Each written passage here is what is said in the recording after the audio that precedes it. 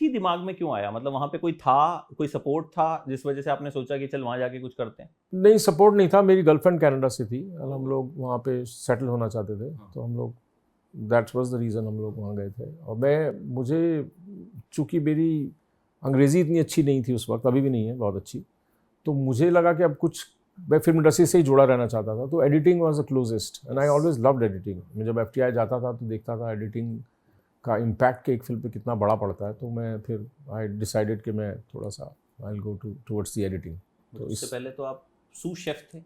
वो ऐसे ही बीच में छोटे मोटे जॉब इधर उधर, वो इतना वो ऐसा कोई मेजर वो नहीं था, बिकॉज सर्वाइवल के लिए आप फॉरेन में बहुत कुछ करते हो। बट मैंने एक आपने बड़ा अच्छा किस्सा कहीं सुनाया था कि आपको शेफ की नौकरी मिली तो आपको बीफ काटने को दे दिया, तो आपने प्रेयर की और अगले दिन मैं आपको वेजिटेरियन हूँ और मेरे को चिकन विंग्स के लिए निकालने पड़ते हैं। अब आप काम रेस्टोरेंट में कर रहे हो तो आपको तो हाथ डालना ही पड़ेगा सब चीज़ों में, और मैं तब मुझे बहुत परेशानी हुई थी क्योंकि बीइंग अ वेजिटेरियन, इवन जो लोग नॉन वेजिटेरियन है उनको भी ब्लड और वो सब देख के उनको भी प्रॉब्लम होता है। खाने में तो अच्छा खाने लगता है, टेस्ट but की हाँ, बात है, बाकी right. चीज़ें तो किसी को नहीं, मुझे नहीं लगता कि पूरी तरह से आप कभी उसके साथ अग्रीमेंट में आ पाते हो। तब हाँ, मैंने ये बोला था यार ये क्या हो रहा है ये मेरे साथ। And then तो सर फिर एडिटर जब आप बन गए तो वापसी हुई कैसे? मतलब अगेन किस तरह से आप मैं आया था, इरफान से मुलाकात हुई, इरफान ने बोला मकबूल देखना, बड़ी अच्छी फिल्म है। मैंने देखी तो हमारी बातें बहुत होती थी एक्टिंग को लेकर, इरफान की और मेरी। तो उसने बोला कि सिनेमा बदल रहा है, तो मैंने बोला यार मैंने एक्टिंग छोड़ी नहीं है, मैं मतलब मेरा मन करता है मैं कभी ना कभी वापस आऊँगा। तो मैं जब वापस गया तो मैंने तब विनीत ने बोला था अरे भूल जाइए एक्टिंग छोड़ चुके हैं, अब आप एक्टर नहीं रहे। तो मैंने बोला, मुझे लगा यार विनीत बात तो ठीक कर रहा है। तो मैं जब वापस गया तो मैंने अपने आप को दोबारा ट्रेन किया। I retrain myself in acting, I took a brilliant acting workshop.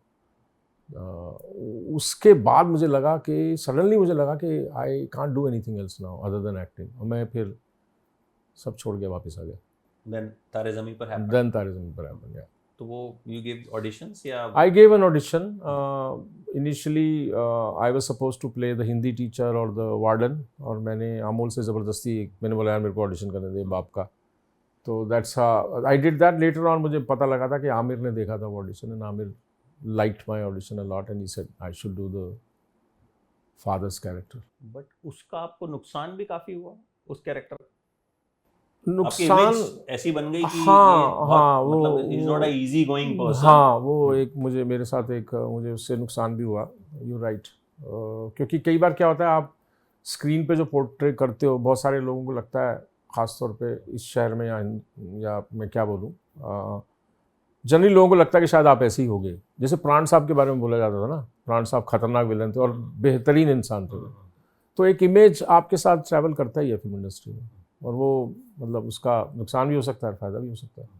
तो अभी दरशील के साथ महारानी 4 में दरशील भी रहे, आप भी रहे, तो मतलब ये भी एक कहीं ना कहीं एक कह लीजिए कोइंसिडेंस हुआ। हाँ, ये बड़ा प्यारा कोइंसिडेंस था। हम लोग साथ थे और काफ़ी बातें भी हुई और हम लोग